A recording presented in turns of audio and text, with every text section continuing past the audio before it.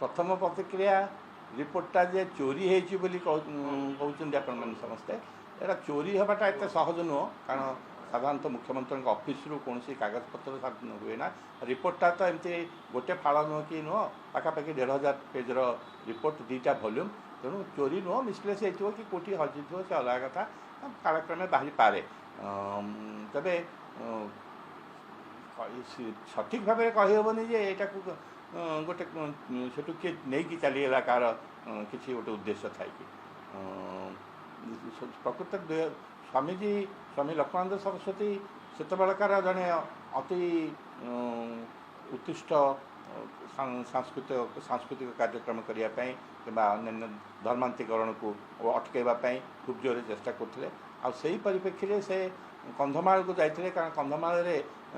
साधारणतः धर्मांतरीकरण खूब जोर चलता कंधमानू ख्रीस्टियान हवाटा गोटे प्रतिदिनिया काम था बहुत लोकों पाखे से एफेक्टेड होते लोक मैंने भी एफेक्टेड होते सेठिकार जनसाधारण भी एफेक्टेड होते कहीं दुई भाई भितर गोटे भाई जदि ख्रीस्टियान हो गला तार लाइफस्टाइल बढ़ी जाता पाख जो भाईटा था से निश्चित भाव में दुख करा कि मन करा यही सब कारण धर्मांतरीकरण 2007-8 बेलू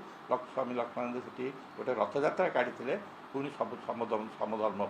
से रथयात्रा आरंभ है आपणकर दंगा आपर स्वामीजी की टार्गेट करागला से अनुसार कहुए हत्या भी करागला प्रकृत से दिन राम जन्मभूमि दिन रामनवमी दिन से दिन राति आश्रम कन्याश्रम से बहुत बहुत लोग थे आश्रम आउ 3 जन को बॉडीगार्ड जो समस्त को हत्या करागला से परिप्रेक्षी में कमिशन तापर आरंभ होगा दंगा चारिड़े फुलबाणी जलिला आउ रोकवाई बहुत प्रकार चेष्टा करी सरकार निर्दिष्ट कले ये घटनाटा घटला कहीं यार मूलदुआ कौन कहीं भविष्य कहीं नहब केमती नहब से कथा चिंताधारा करने गोटे कमिशन रिटायर्ड जज ऑनरेबल जज संगे कमिशन बकाला आउ जस्टिस शरद चंद्र महापात्र से रिटायर कर सारे लोकायुक्त कौन सी प्रथम कमिशन टेकअप कले किंतु किसी दिन भितर देह टे खराब रहा से करें कमिशनटा शेष करें तेणु से मत अपॉइंटेड हेली सरकार द्वारा मु नियुक्त हेली कमिशनटा सारिबाई कमिशन रे अनेक गुड़े अनेक दिन धरी पाखापाखि मोर तो 2012 रु मत आरंभ कली 2015 पर्यंत 3 वर्ष धरिकी कमिशन मो पाखे चला पूर्व जस्टिस महापात्र पाखे किसी दिन भी होता कमिशन रे अनेक साक्षी नहीं आरएसएस किसी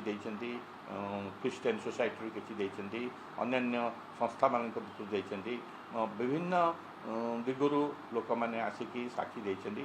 अनेक गुड़े साक्षी रेकर्ड होता सागे बहुत साक्षी कोर्ट रे साक्षी की डका होकर जेरा कराई आउपर आपणकर कौन ये जो नक्सल मुवमेंट जो करते सब्यसाची पंडा कथार जना पड़ा सब्यसाची दल यही घटनाटी घटे तेणु सब्यसाची साक्षी देवाई रखाई सब्यसाची स्त्री आसिकी साक्षी देले कौन प्रकार नियम कारण जेहेतु से सब्यसाची ना अनेक गुड़े मकदमा चलता